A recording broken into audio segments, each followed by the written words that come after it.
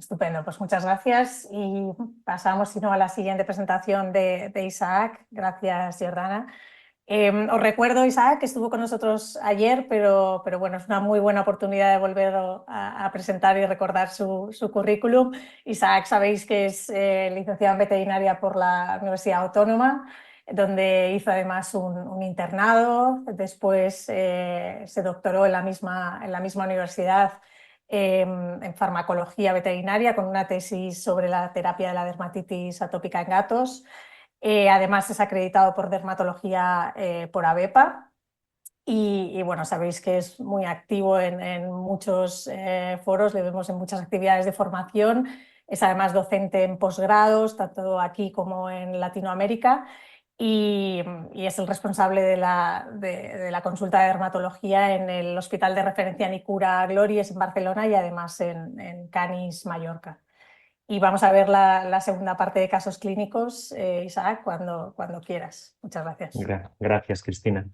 Bueno, gracias a todos otra vez por estar aquí. Como os dije ayer, pues para mí es un placer. Hoy además compartiendo con Jordana, que además de admirarla profesionalmente, es una amiga y con la que siempre que tengo la oportunidad de coincidir nos reímos mucho y eso es súper importante. No solo trabajar, sino además pasarlo bien. Pues siguiendo un poco la estela de Jordana, yo os voy a presentar 3 casos clínicos también un poco para reflexionar. Son casos clínicos reales, absolutamente normales, nada muy exótico, pero en los que sí que podemos hacer una reflexión todos juntos porque van a ser principalmente animales donde podemos sospechar de dermatitis atópica, dermatitis de origen alérgico, que es de lo que estamos hablando, pero en los que o bien se complica o bien el diagnóstico no es del todo correcto. A ver, ahora. Los 3 casos clínicos seguirán más o menos la misma estructura, que es la estructura que ha utilizado Jordana, que es orientado, un abordaje del cuadro clínico, del caso clínico orientado al problema. Por tanto, en todos lo primero que tenemos que tener claro, y es a lo que tenemos que dedicar tiempo y un poco de ilusión, no solo tiempo, sino escuchar activamente a los tutores, es en recopilar una buena reseña y una buena historia clínica, dermatológica, no dermatológica, farmacológica sobre todo. Y en este caso se trata de una teckel, hembra esterilizada de 3 años, que viene a consulta, bueno, porque tiene en este momento un cuadro bastante más grave de prurito y demás, pero los tutores comentan que en los últimos meses empezó con descamación generalizada, luego empezó con un cuadro de prurito que ha ido intensificándose durante estos meses, cada vez a más, a más, a más, empezó por axilas, pero llegó a afectar también a cara, orejas. Iba un poco variando la distribución y la intensidad, pero de forma progresiva el prurito cada vez ha ido a más. En su veterinario han ido haciendo tratamientos del picor con tratamientos tópicos, básicamente champús, toallitas y demás, y glucocorticoides pulsátiles a demanda, un poco según necesidad. Cuando más rascaba, más le daban, cuando menos rascaba, menos le daban. No hacen un buen control de parásitos, ni internos ni externos, y en general es una perra que por lo demás no nos reportan grandes cambios patológicos. El motivo real de la consulta, que es importante, ya sabéis que yo esto siempre lo digo, pero es importante tener claro por qué vienen a consulta a los tutores, porque tenemos que dedicar tiempo a esto que nos cuentan, aunque luego detectemos algo diferente, es decir, si el tutor viene porque le pica la axila izquierda, aunque nosotros detectemos cosas peores o que nos llaman más la atención en otros puntos del cuerpo, no debemos perder el foco porque si no perderemos la confianza y el acompañamiento del tutor. En este caso, el motivo de la consulta es que actualmente presentaba prurito grave de una intensidad elevada y además, que esto también molesta mucho, ya sabéis, cambios en el aspecto general, tanto en el grado de descamación como en el olor. Habían detectado que en los últimos meses, incluso en las últimas semanas, había empezado a oler bastante peor de lo que olía antes. Un motivo legítimo de consulta, sin duda. Como siempre, como comentaba Jordana, empezamos por un examen físico general, igual que hemos hecho una anamnesis general, y en el que solo cabe destacar linfadenopatía generalizada moderada, que nos encontramos a veces en muchos pacientes con problemas de piel, ya que el órgano que recubre todo el cuerpo va a ser la piel, por tanto todos los linfonodos periféricos son susceptibles de estar reactivos cuando la piel está inflamada. Pero bueno, es un dato que no tenemos que olvidar y lo tenemos que dejar por lo menos apuntado en nuestra cabeza para cuando hagamos nuestra lista de problemas. Y en el examen dermatológico, pues vamos a ver las lesiones todos juntos. Estas son las lesiones axilares que presentaba la paciente. Veis que es una dermatosis muy crónica, que hay liquenificación, hay engrosamiento de la piel, con un patrón pápulo-nodular, pápulo-placo nodular, muy descamativo. Hay poco eritema para la cronicidad del problema y veis que hay zonas de descamación y alopecia parcial también un poco más satélites, no solo en las regiones axilares. Si nos vamos a las regiones inguinales, también hay un cuadro descamativo con una descamación enganchada, no parecen costras porque parece que la piel de debajo de estas lesiones es simplemente eritematosa, parece intacta, no erosiva y ulcerativa. O sea, podríamos hablar de una descamación grande enganchada a la piel con eritema. Pues siguiendo el patrón del Problem Oriented Approach, deberíamos definir las lesiones, que quizás es la parte más difícil de la dermatología, porque si no hacemos una buena definición de las lesiones, nos va a costar hacer un buen diagnóstico diferencial.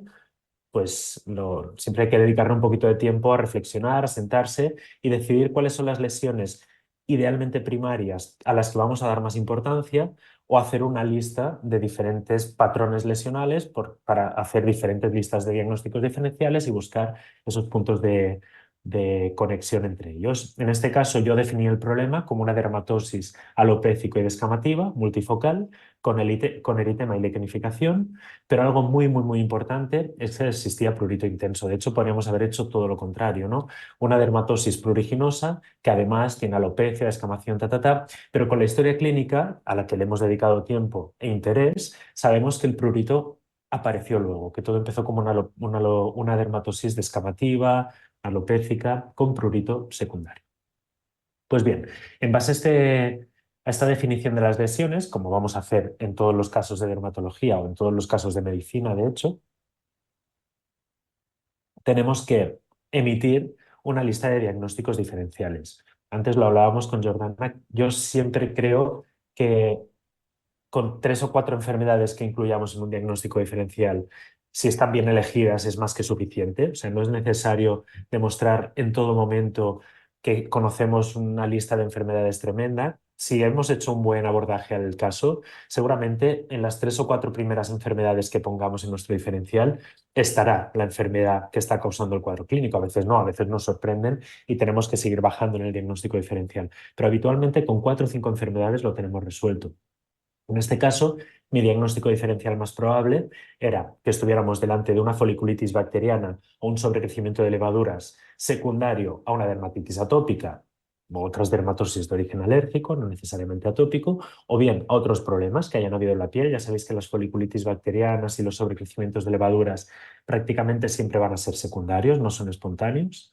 Luego, sin duda, tenemos que pensar en el diferencial clásico de las alopecias multifocales, ¿no? Que son las foliculitis, las dermatofitosis y las demodicosis. En este caso, a la altura de demodicosis, yo incluiría otros ácaros que pueden producir cuadros de picor en la piel, que sería la sarna sarcóptica. Parece poco probable por distribución y por evolución, pero bueno, la distribución inguinal también podría estar más que justificada por una sarna sarcóptica.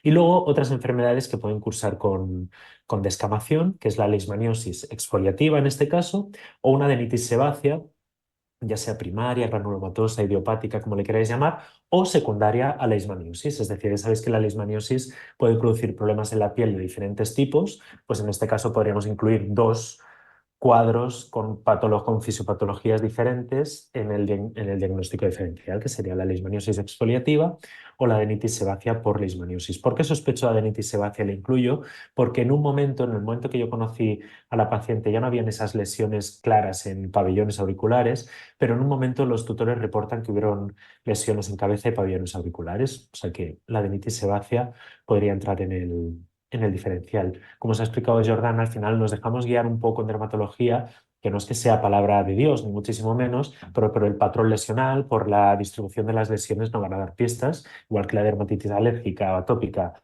afecta a zonas ventrales, pues la adenitis sebácea muchas veces afecta a cabeza, orejas y tronco. Pues nada, como ya tenemos un diagnóstico diferencial más probable, tenemos que decidir qué pruebas diagnósticas son las más eficientes en cada caso y las que con menos trabajo y menos dinero nos van a dar más información. Pues vamos a empezar descartando haciendo las pruebas de rutina, las más sencillas. ¿Qué es lo primero que haríamos? Como fácil, barato y rápido, una lámpara de Wood. Como hemos incluido los dermatofitos en nuestro diferencial, era negativa en este caso. Ya sabéis que la especificidad puede ser bastante alta, la sensibilidad puede ser menor, principalmente por problemas técnicos, porque haya una afección de algún dermatofito no del género Microsporum, que por tanto no brillará. Pero bueno, es una técnica fácil, barata y todos tenéis la lámpara en casa, que la tenéis que amortizar, por tanto hay que hacerla en todos los casos. Examen microscópico del pelo, en el que vemos esto que vemos aquí a la derecha, que es lo que podríamos decir queratosis peripilar, que al final son acúmulos de queratina alrededor de la raíz del pelo, que lo único que nos está diciendo es que hay un aumento de la queratinización, podríamos decir, o una hiperqueratosis en la epidermis del folículo, que puede ser secundaria a muchos escenarios diferentes, es decir, no es diagnóstico absolutamente de nada. ¿Podría hacernos sospechar que macroscópicamente veríamos cilindros foliculares en una adenitis sebácea? Sí, pero también en otras patologías, como una simple foliculitis bacteriana. Hacemos raspados superficiales para ver si nos encontramos un Sarcoptes y también fueron negativos, y hacemos una serología de las lesiones en la que nos encontramos. He dicho serología, citología, perdón. En la citología de superficie tomada con cinta adhesiva nos encontramos esta población abundante de levaduras y veis que en el fondo se intuyen todas estas células que seguramente son neutrófilos, que en la cinta adhesiva siempre cuesta un poco más de definir, pero en la impronta vemos claramente que también hay una población de neutrófilos abundante con bacterias intra y extracelulares. Por tanto, hemos hecho las primeras pruebas y volvemos a nuestra lista de diferenciales. Y en este caso, solo podemos decir, dentro de la lista de diferenciales, que efectivamente parece que sí que tenemos una infección bacteriana y un sobrecrecimiento de levaduras. No sabemos por qué, o sea, no podemos decir con esta patología si es por dermatitis alérgica, si es por otras patologías, no tenemos ni idea. Dermatofitosis, pues no lo sabemos. Demodicosis y sarna sarcóptica, podríamos decir que no. Sí que es verdad que hacen un mal manejo de los ectoparasitarios. Una sarna sarcóptica, sabéis que el raspado tiene una sensibilidad muy baja porque a veces la carga de Sarcoptes es muy baja, sobre todo al principio. En este caso sí que es cierto que si fuera una sarna sarcóptica yo me esperaría un raspado más sencillo, más agradecido, porque llevaba algunos meses con glucocorticoides porque el cuadro clínico estaba bastante evolucionado. Yo no vi ninguno y por tanto lo di por negativo. Y aún tenemos dudas sobre si tenemos una leishmaniosis exfoliativa, si tenemos una adenitis sebácea. Como podéis ver, muchas veces el primer abordaje que hacemos, aunque tengamos un buenísimo diagnóstico diferencial, con las primeras pruebas tampoco vamos a llegar al diagnóstico definitivo y tenemos que seguir tirando del hilo. No tenemos que apostarlo todo a una única carta, ni muchísimo menos. Pues bien, sabemos que tenemos una foliculitis bacteriana un sobrecrecimiento de levaduras y como sabemos o sospechamos y asumimos en todos los casos que es secundaria a algo, yo sí que creo que en este caso tenemos que seguir tirando del hilo porque si nos concentramos solo en el control de estas infecciones, mejorará el cuadro clínico seguramente parcialmente, pero no podremos hablar de pronóstico y no sabremos cómo de rápido van a recidivar las lesiones o el cuadro clínico en este animal. Por tanto, seguimos tirando del hilo y hacemos, como os he dicho, de fácil a difícil siempre. Si en nuestro diferencial hay todas estas enfermedades, pues es mucho más sencillo hacer una serología de Leishmania que hacer una biopsia para hacer un estudio histopatológico para valorar el estado de las glándulas sebáceas. En la serología de Leishmania tenemos este resultado. Pues aquí ya tenemos un problema, sobre todo los que trabajamos en la cuenca mediterránea.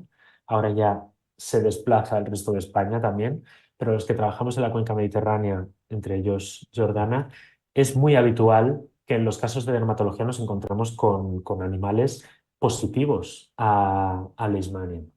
Y tenemos que decidir si lo que estamos viendo en la piel es por la leishmaniosis o son enfermedades que conviven, porque después de todo son animales que tienen todas sus piezas, y aunque sea un animal alérgico, puede además tener una dermatitis cualquiera por Leishmania. Pues en este caso, mi diagnóstico presuntivo fue que efectivamente este animal la leishmania seguramente estaba diciéndonos algo. ¿Por qué? Porque si bien es cierto que podía haber tenido una historia más o menos discreta de piel previo, lo que reportan los tutores es que empezó con una dermatosis descamativa, seborreica, como le queráis llamar, que ha ido evolucionando y el picor ha ido progresando, es decir, el cuadro inicial, por eso hay que escucharlos y dejarlos hablar, el cuadro inicial era más descamativo que inflamatorio y pruriginoso.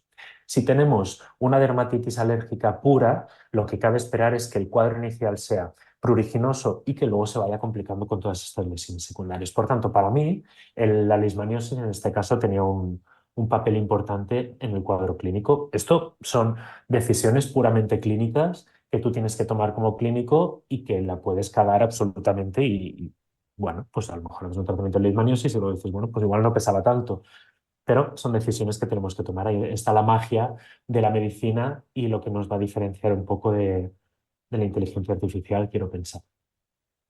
Pues en este caso, lo que hacemos es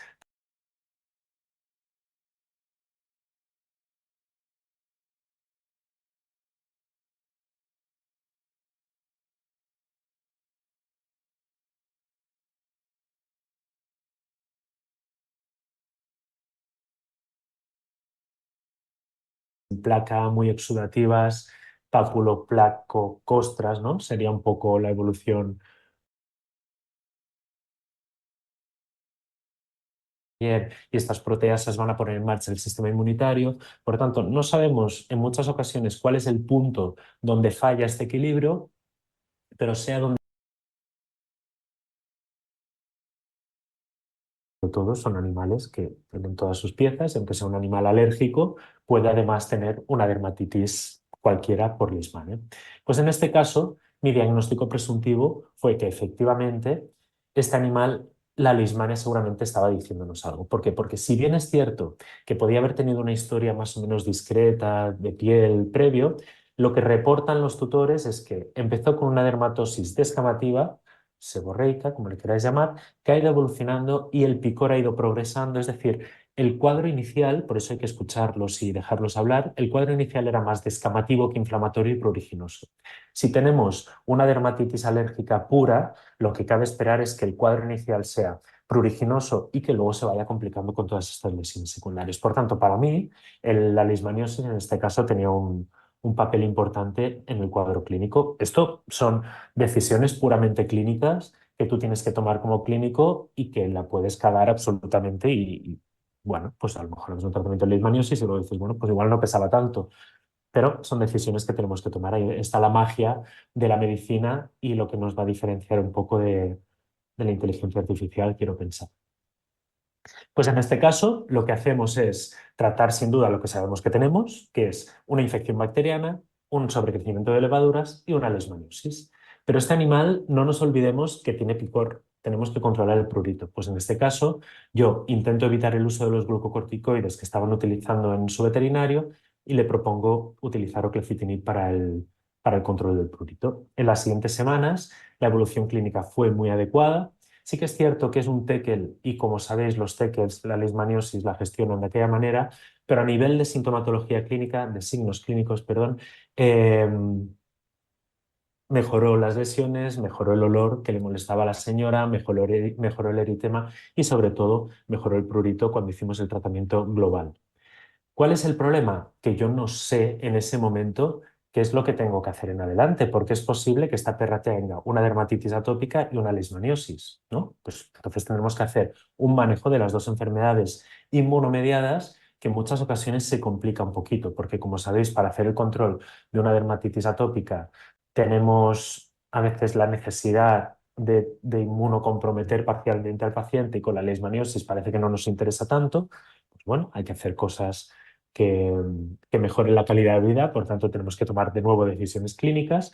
Probablemente podía tener pruritos secundarios simplemente a las infecciones secundarias, que podía ser por la dermatitis atópica de base que tuviera con un fenotipo bastante discreto en aquel momento y que al disminuir las infecciones secundarias su piel volviera a ser una piel relativamente sana y controlando la leishmaniosis esa exfoliación exagerada también disminuyera. Bueno, pensad que ambas son enfermedades que pueden dañar la barrera cutánea, tal como hablamos ayer y ahora veremos. Y luego podemos tener, no olvidemos, prurito de origen no inmunológico. No todo lo que pica pica a través del sistema inmunológico, de la producción de IL-31, de la estimulación de grandes vías nerviosas. La xerosis, cuando disminuye la hidratación de la piel más de un 10%, aumenta el grado de prurito en la piel. Todos hemos tenido la sensación de tener una piel seca que nos pica y no somos alérgicos ni tenemos un problema grave primario en la piel. Por tanto, todas estas patologías que hacen que la barrera cutánea esté descojonada y que se deshidrate la piel, aumente la pérdida de agua transepidérmica, va a aumentar la xerosis, perdón, va a aumentar el prurito de una forma no inmunológica o no inflamatoria, podríamos decir. Simplemente recordaros lo que veíamos ayer, la importancia de una barrera cutánea estable en el picor o en la homeostasia de la piel, ¿no? Si tenemos una barrera física, que eran los queratinocitos y química, todo ese cemento intercelular, que está destrozada o parcialmente destruida por una leishmaniosis exfoliativa, que como sabéis es fisiopatológicamente hace que esta epidermis no funcione del todo bien, seguramente tenemos este desequilibrio del microbioma. Como tenemos un desequilibrio del microbioma, van a producir proteasas, que ya lo veíamos ayer, y estas proteasas van a poner en marcha el sistema inmunitario. Por tanto, no sabemos en muchas ocasiones cuál es el punto donde falla este equilibrio, pero sea donde falla, tenemos que intentar hacer un abordaje global de todo, buscar todas esas enfermedades que puedan desestabilizar la barrera cutánea, en este caso la leishmaniosis y la dermatitis alérgica, tratar la inflamación que se ha causado, tratar la leishmaniosis y intentar estabilizar la barrera cutánea para que no haya más inflamación, más, bueno, pues para salir de ese círculo. Recordad que el equilibrio del microbioma está condicionado por múltiples factores y simplemente cambios en el sistema inmunitario que puede producir la leishmaniosis también pueden hacer, esto es un poco así, podrían, lo digo en condicional porque no tengo claro hasta qué punto hay una evidencia científica, pero podrían condicionar cambios en el microbioma, ¿vale? La leishmaniosis puede afectar a la piel a muchos niveles. ¿Qué hacemos entonces en el largo plazo? Si tenemos o descubrimos que una vez que hemos tratado la leishmaniosis, que fue el caso de este animal, efectivamente, una vez que tratamos la leishmaniosis, su piel mejoró significativamente, pero había un grado de prurito residual que teníamos que ir controlando, porque seguramente era un perro alérgico que había desarrollado una leishmaniosis en un perro de Palma de Mallorca, que hasta que se demuestre lo contrario, todos son susceptibles de desarrollar leishmaniosis y más un pequeño. Pues bueno, sabéis que hay estudios recientes en los que se ha visto que no nos tenemos que preocupar por el uso de oclacitinib a largo plazo en el manejo de las dermatitis pruriginosas, ya no voy a decir alérgicas, pruriginosas en perros con leishmaniosis, porque la afección sobre el sistema inmunitario no es, no es peligrosa para que el animal pueda seguir manejando su leishmaniosis lo mejor que pueda. Sabéis que hay una parte del manejo de la leishmaniosis que depende absolutamente del paciente, es decir, depende de su sistema inmunitario. Por mucho que nos lo ocurrimos, hay animales que no lo consiguen. Pues por lo menos que sepamos que si usamos oclacitinib en este caso, que había bastante inflamación y bastante prurito, no tenemos que sentir agobio porque vamos a empeorar ese sistema inmunitario. Simplemente recordaros que la leishmaniosis, obviamente, según donde trabajéis, estáis viendo esto desde múltiples partes del mundo. Ayer me escribieron de Argentina unos amigos, que los saludos de aquí, Pablo, si sigues ahí. Y allí, pues bueno, pues la leishmaniosis quizás es una enfermedad que no es tan común, pero aquí en España pues la tenemos a paladas y todos los perros son susceptibles de tener leishmaniosis cuando vienen a consulta de dermatología. Muchos de ellos van a venir a consulta de dermatología, es decir, la principal hallazgo que van a ver los tutores para acudir a consulta son problemas dermatológicos. Por tanto, tenemos que tener siempre las alarmas encendidas y algo que no nos acabe de cuadrar por patrón dermatológico o a veces incluso por esas sensibilidades del ojo clínico del que debemos huir, tenemos que incluir la leishmaniosis en nuestro diferencial y saber diagnosticarla. ¿Por qué? Porque hay varios cuadros. Esto es un cuadro resumen que he extraído de la tesis de Laura, de la doctora Laura Ordech, que creo que es fantástico y que resume claramente los cuadros clásicos de leishmaniosis, ¿no? Que hay típicos y atípicos, y dentro de los típicos y de los atípicos, más comunes y menos comunes. Pues de los más comunes y más típicos va a ser la dermatitis exfoliativa con alopecia, que es un poco lo que presentaba nuestro paciente.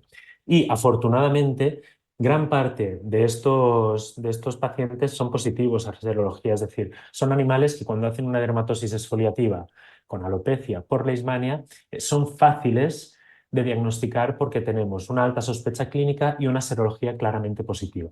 En otros casos no va a ser tan fácil y tenemos que, por lo menos los que trabajamos en zona endémica, tenemos que dedicar tiempo a estudiar sobre leishmaniosis porque es muy importante a la hora de hacer un buen diagnóstico y tenemos que saber los diferentes mecanismos fisiopatológicos que utiliza la leishmania o que se producen con una leishmaniosis en la piel dependiendo del cuadro clínico que estemos viendo. No es lo mismo una dermatosis secundaria a una adenitis sebácea, que pues, es por un ataque inmunomediado a las glándulas sebáceas y en animales que a veces son serológicamente negativos, una dermatosis papular, que suelen ser negativos en serología, una dermatosis o dermatitis pustular por leishmaniosis, que ya es un poco más complejo porque parece ser que se ponen en marcha unos mecanismos inmunológicos y a veces son claramente positivos a serología y otros no tan claramente. O sea que es importante conocer, y esto también os lo recomiendo mucho, visitar la página de LeishVet, de la doctora Solano Gallego, de Laia y todo el equipo, en los que hay un excelente resumen de las pocas técnicas diagnósticas o herramientas diagnósticas que tenemos para intentar utilizarlas de la mejor manera en cada caso y no crear frustraciones o no pasar por alto el diagnóstico, pues eso, en un animal en el que sospechamos de una adenitis sebácea, saber que al menos tenerlo presente, si tenemos una serología negativa y nuestro peso diagnóstico todavía, nuestra sospecha diagnóstica es muy alta, ir a buscar esa leishmania de una manera diferente. Y al revés, evitar hacer una PCR de leishmaniosis en una lesión un poco en específica en un paciente que vive en zona endémica, que puede ser que tengamos un positivo, pero no nos esté justificando el cuadro clínico que tenemos. Por tanto, la leishmaniosis es una enfermedad que convive en muchos casos, por desgracia, con la dermatitis atópica, porque son dos enfermedades muy comunes en en la clínica dermatológica mediterránea y tenemos que buscar la manera de que esa convivencia sea lo más adecuada y segura posible. Con esto pasamos al segundo caso clínico. No sé, Cristina, si hay alguna pregunta específica de este caso. No, ninguna, ninguna. Podemos continuar, Isaac. Perfecto. El segundo caso clínico también es un poco para la reflexión o para la parte de sermón, ¿no? De las 3 de la tarde. Es un Bedlington Terrier, que es una raza, para los que no sepáis, como yo, hasta hace relativamente poco lo que era un Bedlington Terrier. Es pues un perro de pelo de lana, como una especie de caniche parecido, ¿vale? Pues ahí es una idea. De 10 años, muy majos, con un carácter muy simpático y la tutora también, un encanto. Con historia crónica de dermatitis atópica, por lo que me contaba, pues durante toda su vida había tenido otitis, prurito generalizado, que han ido más o menos manejando con baños, con córticos orales intermitentes, polifármacos óticos, pues todos los que queráis imaginaros y más. Y en los últimos 2 o 3 meses, como parecía que iba empeorando cada vez más, han ido haciendo varias tandas de antibiótico sistémico, sin, sin orden ni concierto.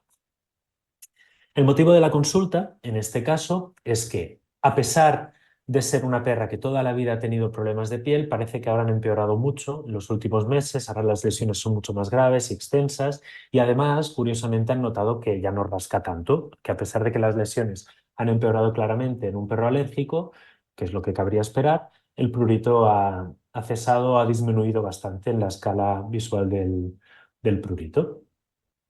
Pues bien, siguiendo el mismo patrón del Problem Oriented Approach, hacemos un examen físico general donde detectamos ligera distensión abdominal, pero es una perra que realmente tiene sobrepeso, está obesa, y linfadenopatía generalizada leve o moderada. De nuevo, a modo de reflexión, ya veis que en el otro caso, quizá esta linfadenopatía que os comentaba en el TECL podría estar relacionada con la leishmaniosis. Yo no hice una punción de linfonodo, pero es muy habitual que un perro con una dermatosis más o menos crónica tenga linfadenopatía generalizada, bueno, que podamos palpar al menos de forma evidente algunos linfonodos.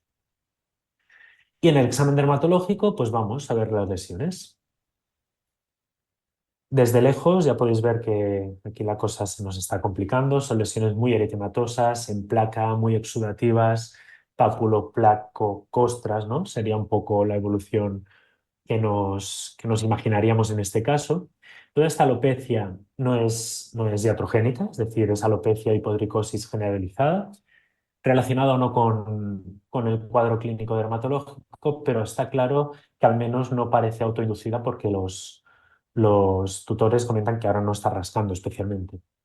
Si bajamos un poco más a región inguinal, veis que hay como un gap sin lesiones, que es la región umbilical, pero si bajamos a región más inguinal, tenemos pústulas muy grandes que nos podemos acercar, tenemos grandes pústulas con eritema, con placas inflamatorias, con descamación y zonas realmente muy exudativas, que parece, cabría esperar que es la evolución de todas estas pústulas, como las fotos tan chulas que nos enseñó Jordana de la dermatoscopia. Pues bien, con estas lesiones, de nuevo, tenemos que definir las lesiones y decidir un patrón lesional, ¿no? Desde el que va a colgar nuestro diagnóstico diferencial. Yo en este caso lo definiría como una dermatosis pustular y costrosa, con eritema y alopecia asociados. Y si os fijáis, si nos acercamos por aquí, veis que se puede intuir atrofia cutánea. Veis que es una piel donde los vasos se ven perfectamente. Da la sensación, claro, aquí falta la tercera dimensión siempre. Cuando haces dermatología, en las fotos son muy chulas para una charla, pero cuando tú estás ahí que puedes tocar y que puedes oler, las sensaciones son muy diferentes. Aquí falta esa tercera o cuarta dimensión incluso, que sería ya el movimiento, que es tocar la piel y efectivamente es una piel fina, que es todo lo contrario a lo que veíamos antes en el tekel, que era piel engrosada con liquenificación. Por tanto, aquí, de nuevo, llega el momento de sentarse, reflexionar y decir, bueno, me he dejado algo por el camino, seguramente porque, como decía Jordana, vamos enfocando nuestro diagnóstico siempre en los pasos que vamos dando, en las preguntas que hemos hecho al principio, luego nos acercamos al perro, nos encontramos otras cosas que igual nos hace reflexionar sobre las preguntas que hemos hecho que no eran del todo adecuadas o nos faltaba alguna. Entonces, volvemos a consulta y le hacemos una pregunta, aunque sea desde la puerta. Oye, ¿y has notado algo más en ella que no me hayas comentado antes? Y lo que nos contaba la tutora es que efectivamente en los últimos 2 meses habían notado que tenía poliuria y polidipsia marcada. Bueno, pues aquí ya nuestras sospechas van a cambiar ligeramente, ¿no? Ya no vamos a pensar solo en una dermatitis alérgica que se nos ha descompensado, sino que puede ser que estén pasando otras cosas. Pensad que además estamos ante un paciente de 10 años, importante. De nuevo, hacemos una lista de diferenciales con las 4 o 5 cosas que nos parecen más probables. Lo primero de todo, sin duda, es una foliculitis bacteriana secundaria a su dermatitis alérgica. Las dermatitis alérgicas, como sabéis, lejos de mejorar con el tiempo, si no se hace un buen abordaje, empeoran. O sea, esto que pasa en niños que de repente espontáneamente se curan, esto en perros rara vez pasa, a no ser que cambien, que se vayan a vivir a Canadá. Y normalmente los cambios que se van acumulando en la piel, que hace que la piel cada vez sea menos competente y además cambios geriátricos que hace que, pues, que esa piel sea menos, esa barrera cutánea sea menos competente, también podríamos decir, o menos adecuada, van a hacer que las dermatitis atópicas con los años cada vez sean peores. Pero en este caso, yo también pondría por lo menos en el foco una foliculitis bacteriana secundaria a una endocrinopatía. Me están reportando que hay poliuria y polidipsia, tenemos 10 años. Luego volvemos al trío la, ¿no? De la foliculitis bacteriana, hemodicosis y dermatofitosis. Tanto la foliculitis bacteriana como la hemodicosis como la dermatofitosis pueden cursar con la alopecia multifocal, pero esta alopecia multifocal suele ser secundaria a problemas foliculares primarios, por tanto las tres son potencialmente pustulares, es decir, una hemodicosis puede producir una dermatosis pustular folicular y una dermatofitosis también podría producirlo.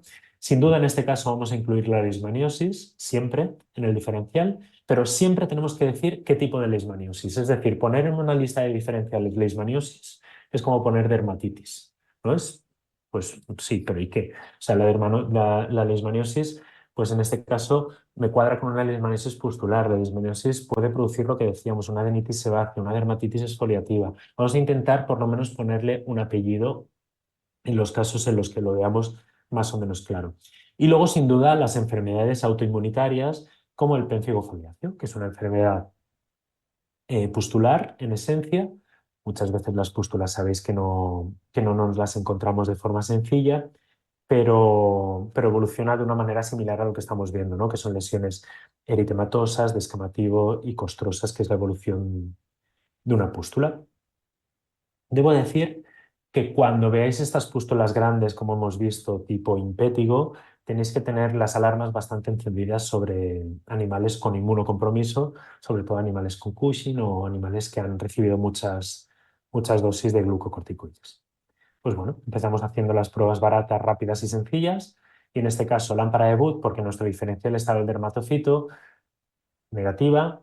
El examen microscópico del pelo, bueno, en estos casos, además de pelos secundarios, estos perros con pelo de lana, el examen microscópico del pelo es quizá un poco menos agradecido, primero porque es mucho más difícil colocar los pelos de una manera ordenada en el porta, y luego porque las puntas rotas, no rotas, cuesta un poco más de ver. En este caso a mí me interesaba ver las raíces para descartar cambios compatibles con dermatocitos y ver si no habían demodicosis. Yo no lo vi. Y había toda esta queratosis peripilar también, bueno, pues porque hay inflamación folicular. Y hacemos una citología bajo las costras, y en este caso, obviamente, hice citología con de pústulas, que es la lesión primaria que más nos interesa. Y como había más de una, me sentí libre de hacer citología directamente de la pústula y no conservarlas para futuros exámenes histopatológicos.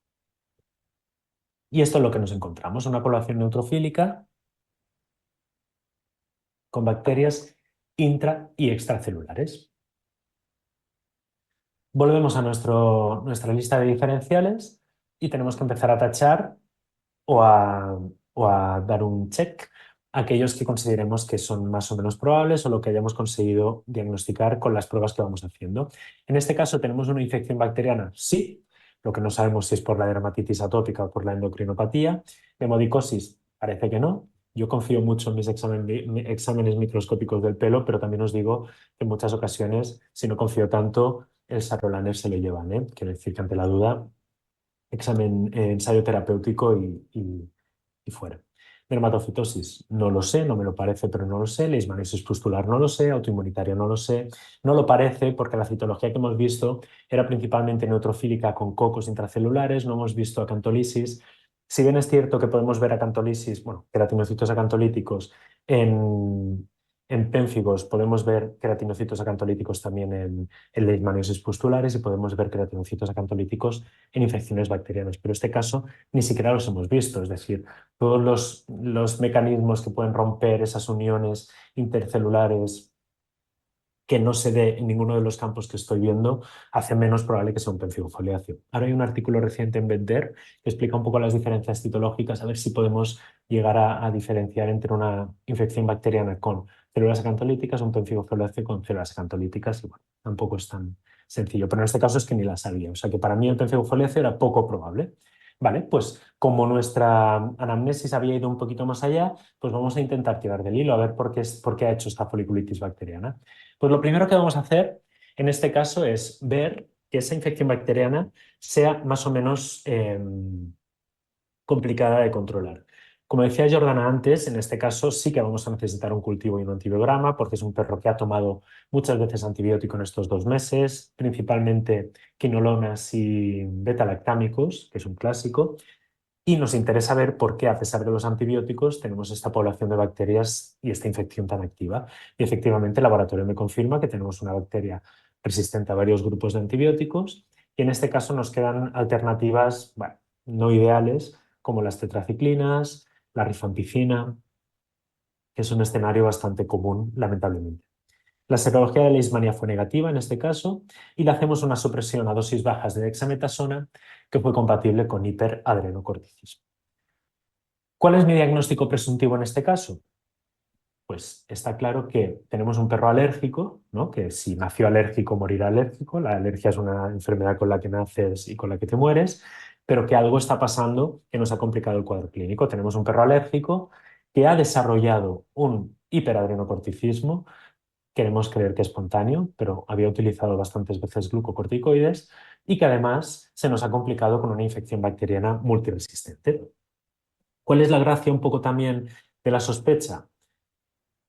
Que había cesado el picor. Pensad que un perro alérgico, si desarrolla un hiperadrenocorticismo, lo que está haciendo es automedicarse con cortisona. Entonces no necesita que le demos apoquel, no necesita que le demos nada porque él ya se autogestiona su picor. Claro, se fastidia otras cosas, pero son perros que rascaban y rascaban, de repente desarrollan un Cushing y dejan de rascar. Y es algo que llama mucho la atención a los tutores. Y esto debe ser un signo de alarma para nosotros, porque como os decía, las dermatitis atópicas no se curan con los años, de hecho normalmente empeoran con los años. En este caso hacemos un tratamiento antibiótico y antiséptico adecuado y empezamos con trilostano. Para mí, en este paciente, el control del picor, o sea, la herramienta adecuada para el control del picor fue el Oquivec. Básicamente porque yo con trilostano no es un fármaco con el que me sienta realmente cómodo. Es decir, cada vez que me toca utilizar trilostano pido mucha ayuda a los compañeros de medicina interna. Bueno, pues es un fármaco que no está exento de riesgo, que tenemos que hacer un seguimiento cercano, que el Cushing es una enfermedad, bueno, pues desde mi punto de vista mucho más seria de lo que en muchas ocasiones algunas personas se lo toman. Y creo que lo que el MAP es una alternativa ideal porque como sabéis es un anticuerpo monoclonal totalmente compatible con el resto de fármacos, con comorbilidades, es decir, vamos a controlar el prurito de una manera segura y nos permitirá concentrarnos en la terapia farmacológica de la enfermedad concomitante que tenemos en este caso, que es el hiperadenocorticismo. Y funcionó perfecto, ¿eh? Una vez controlada la infección, el control del prurito con lo que Benmap fue más que adecuado y obviamente el control del Cushing fue un poco más complejo que siempre lo es, ¿no? Es una enfermedad que no es tan fácil de estabilizar. A modo de reflexiones, sobre todo tener en mente estas nuevas enfermedades que aparecen debido a la edad y que no tenemos que perder el foco de que son dermatitis alérgicas que se nos están yendo de las manos. No, no, son enfermedades que van apareciendo. Un animal con los años va sumando cosas y estas cosas pueden hacer que cambie radicalmente el cuadro clínico del paciente. Por tanto, aunque sea un perro que conocemos, que no es el caso, pero que conocemos de siempre y que hicimos un diagnóstico súper bien hecho con todo el protocolo cuando tenía 1 año, si cuando tiene 8 el cuadro clínico cambia radicalmente, igual hay que reflexionar que hay más cosas, ¿no? Igual que había antes la dilución del color y que no tenía nada que ver con la dermatitis alérgica, pues este perro tiene un Cushing y ha tenido mala suerte y tenemos que saber convivir con las dos enfermedades. ¿Por qué? Porque si no, a lo que nos lleva es a asumir en todo momento que estamos ante una dermatitis atópica que se descontrola y hacer cosas, pues como se hacía en este caso, con un uso indiscriminado de antibióticos. Y ahora viene la parte de reflexión. Las principales causas de infección bacteriana en la piel son las alergias, y esto es así. La alergia, como vimos ayer, un perro alérgico, como vimos ayer, perdón, tiene una barrera cutánea que no es competente, por tanto, va a haber una predisposición al desarrollo de infecciones bacterianas, pero también las enfermedades endocrinas. Sería el segundo lugar, ¿no? El segundo grupo de enfermedades que predisponen a un perro a tener infecciones de piel. De hecho, hay algunos estudios en los que el Cushing, o sea, las lesiones de piel en el Cushing son como las únicas lesiones que se detectan al principio y que nos tienen que servir como alarma. Yo esto lo veo un poco más complicado. Yo, por lo menos en mi experiencia, yo no he visto ningún Cushing que solo tenga lesiones de piel. Normalmente tienen otras muchas signos clínicos, ¿no? Al menos poliuria y polidipsia, que es algo como muy evidente en los animales con hiperadrenocorticismo. Entonces, son enfermedades con las que vamos a tener que lidiar y con sus infecciones secundarias que van a aparecer, siendo las infecciones secundarias de piel uno de los principales motivos para el uso de antibióticos en la clínica veterinaria en general, no dermatológica.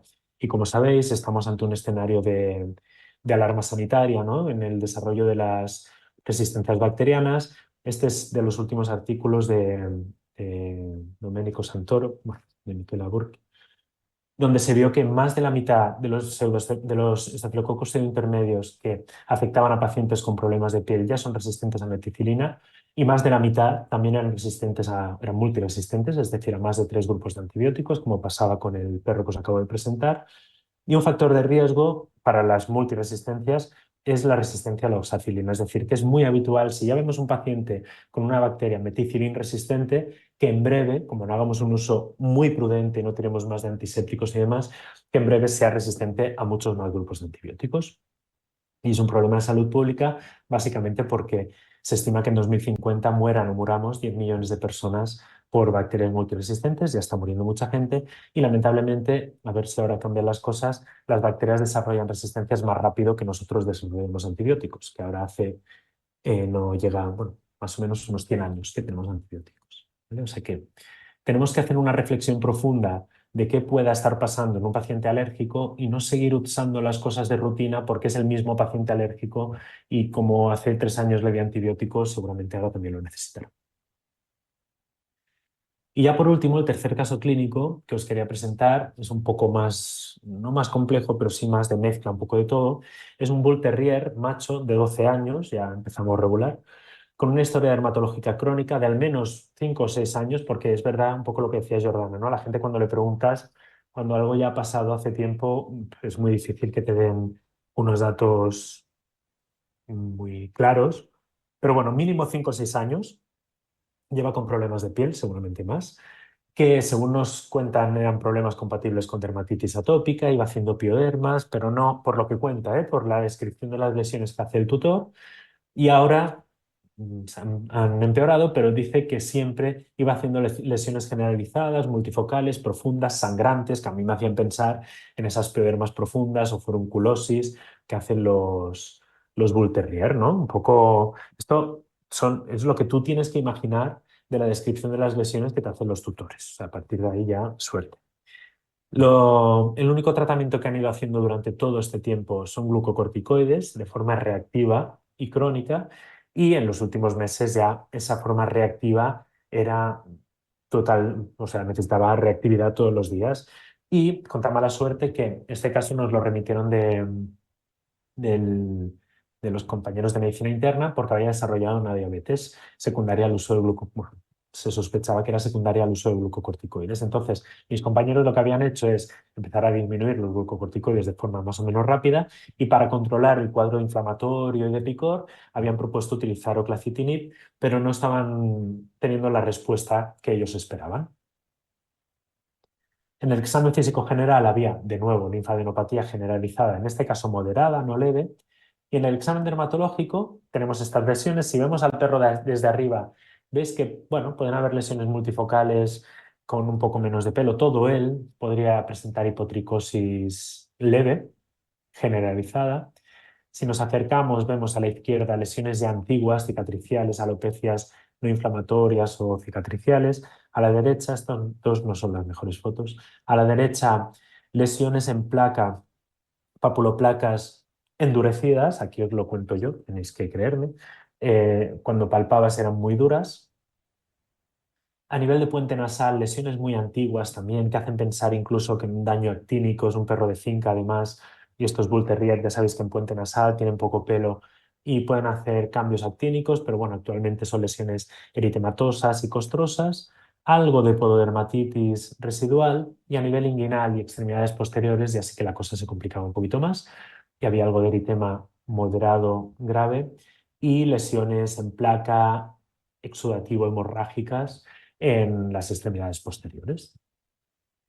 De nuevo, el primer paso es definir el problema. Aquí veis que la lista es algo mayor porque hay lesiones de todo tipo, muy crónicas. Cuando un animal lleva tantos años con un problema, al final te encuentras un poco de todo, y aquí entra de nuevo la magia del clínico en decidir cuáles son las lesiones que me interesan, ¿no? O imaginar cómo empezó todo, hacer ahí un acto artístico y decir, bueno, pues seguramente esto que estoy viendo ahora fue tal cosa y tal otra.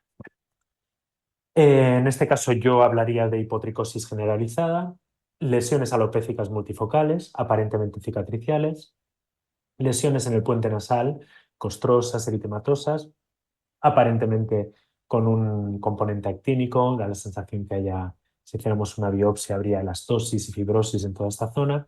Eritema inguinal moderado grave, lesiones placonodulares duras y discretas por el cuerpo, lo que os decía, y lesiones en placa exudativa hemorrágica en extremidades posteriores. Cuando tenemos una lista de lesiones tan larga, hacer un diagnóstico diferencial es más complejo siempre. Por tanto, tenemos que intentar, lo que os decía, decidir cómo empezó el problema y tirar de ahí, y ya la evolución del caso nos dirá si estamos haciéndolo bien o nos estamos equivocando.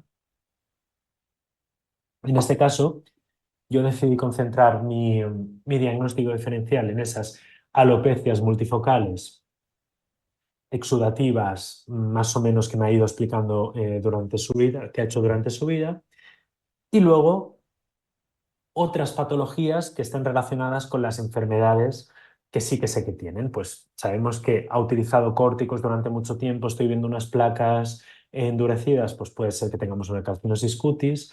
Es un perro también de palma. La leishmaniosis está en el diferencial y veis que aquí os he puesto leishmaniosis y es un error. O sea, leishmaniosis como tal poner bueno, no es un diagnóstico diferencial adecuado del todo, pero bueno, es que aquí podríamos tener leishmaniosis de diferentes tipos. Podríamos tener un perro que está inmunocomprometido por leishmania, por tanto, infecciones bacterianas secundarias o demodicosis o dermatofitosis.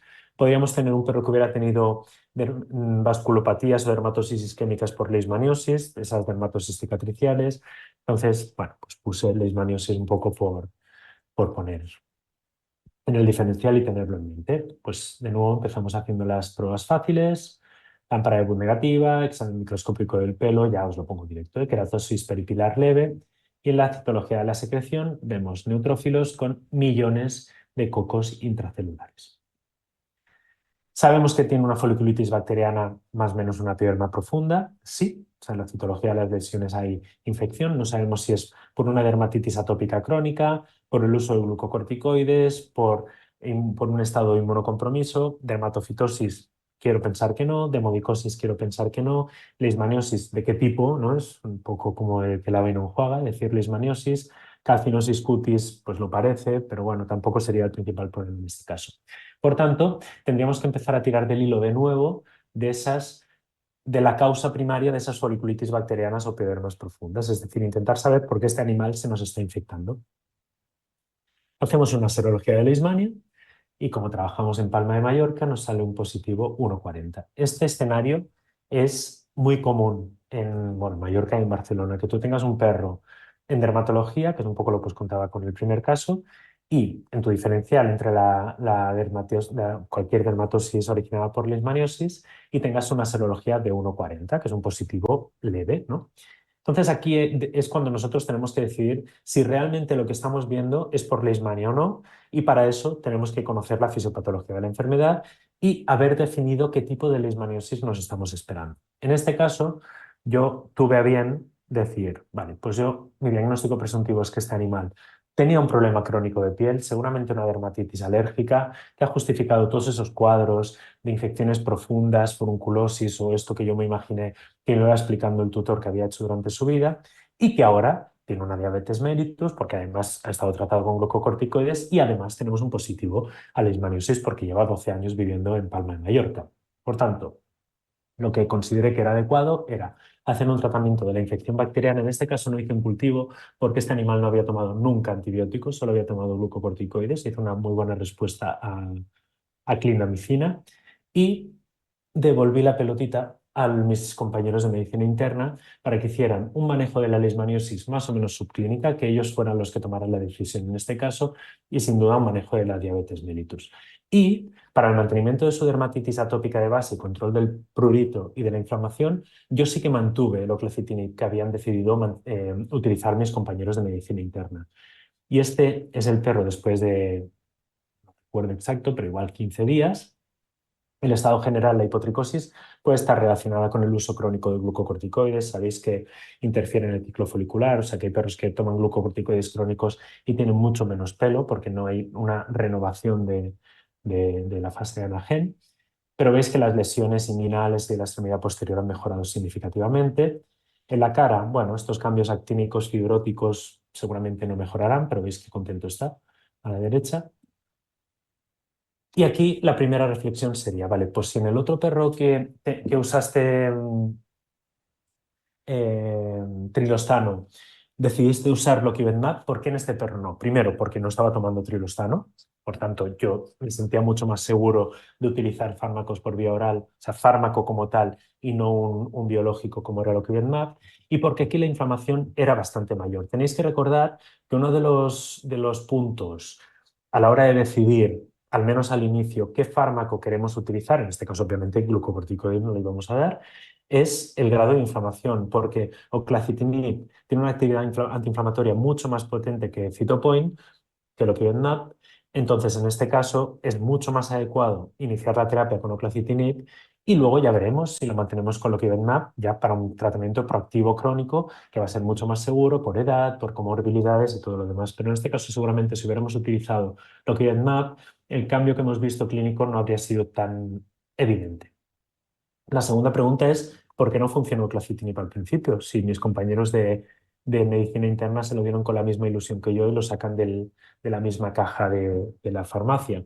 Pues porque había tanta infección que ya sabéis que las bacterias y las levaduras, cuando hay una infección activa en piel, producen unas proteasas que ponen en marcha el sistema inmunitario a muchos niveles, ya lo hablamos ayer, y esto hace que el oclacitinib funcione mucho peor, ¿vale? Por tanto, es bastante común que un animal en el que estamos utilizando oclacitinib, si está muy infectado, no veamos la respuesta tan chula que solemos ver, o al revés, un animal que estaba con oclacitinib y como lamentablemente es un animal alérgico, en algún punto se va a infectar, puntualmente pues, las bacterias lo van a conseguir, esa infección haga que ese oclacitinib que lo tenía súper bien controlado, de repente se descontrolen. Y antes de pensar que ha dejado de hacer efecto, que hay un efecto de taquifilaxia que no está ni descrito en el oclacitinib, tenemos que de nuevo respirar, sentarnos, retomar el caso y ver que no haya nada nuevo.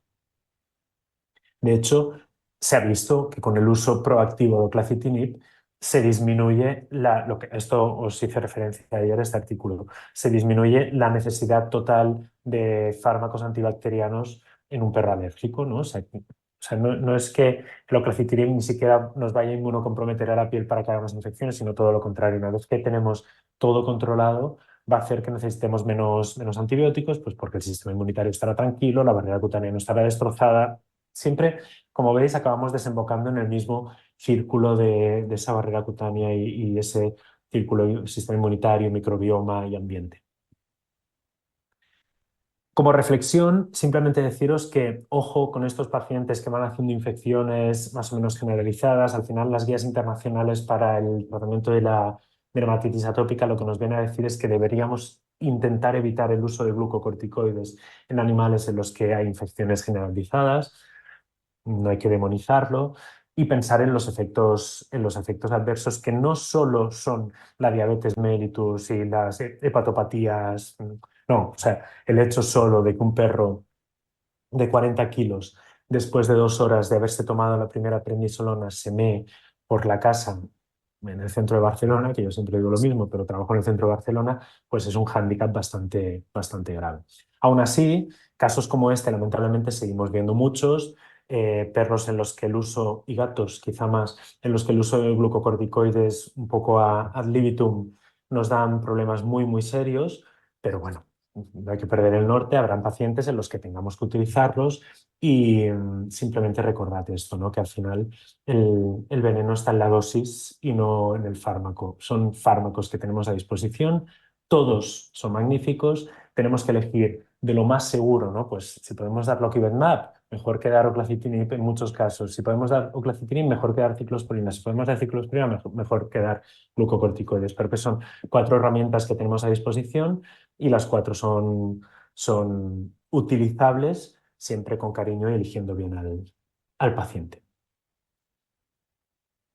Estos son los 4 casos clínicos que os quería presentar, Cristina. No sé si hay Sí. alguna pregunta específica o las dejamos todas para el Sí, yo final. creo que hay una que quizás lo podemos dejar también para el final, pero te la adelanto porque el tema del uso de antibióticos ha generado pues, bueno, mucho interés, alguna Bien. confesión, ¿no? De que realmente, claro, somos muchos de la generación del abuso del uso de antibióticos orales. Entonces, bueno, si luego quizás ahora o más adelante en la mesa de redonda podéis un poco volver a hablar de cuáles son los criterios a la hora de decidir entre la terapia tópica y la terapia sistémica, con qué antibióticos empezáis y un poco si podéis dar unos tips para reducir este uso, ¿no? Y solamente aclarar si nos puedes decir en el segundo caso del paciente con Cushing, si al Mm. final iniciaste un tratamiento antibiótico, ¿con qué antibiótico? Se Pues puede mira, poner. lamentablemente en este caso empecé con clorexidina y no funcionó, no fue suficiente, no es que no funcionara, y tuve que usar rifampicina. Y digo lamentablemente porque a mí me cuesta, o sea, sacar la rifampicina es cuando ya estoy desesperado, pero en este caso no, las alternativas eran las tetraciclinas, que en mi experiencia muchas veces no hacen el efecto que esperamos en piel. No he visto grandes cambios muchas veces que he utilizado tetraciclina y la rifampicina, sabéis que está en el grupo A de la EMA, no deberíamos tocarla bajo ningún concepto. a no ser que no haya ninguna otra alternativa. En este animal intentamos controlar el Cushing sin duda, intentamos controlar la inflamación, intentamos controlar la infección con clorexidina y aún así no se controló y era uno de esos escenarios en los que no había alternativa. Lo bueno es que la rifampicina funcionó muy bien y es un fármaco que utilizado bien en muy pocos días hay cambios espectaculares y se puede interrumpir la terapia muy rápido.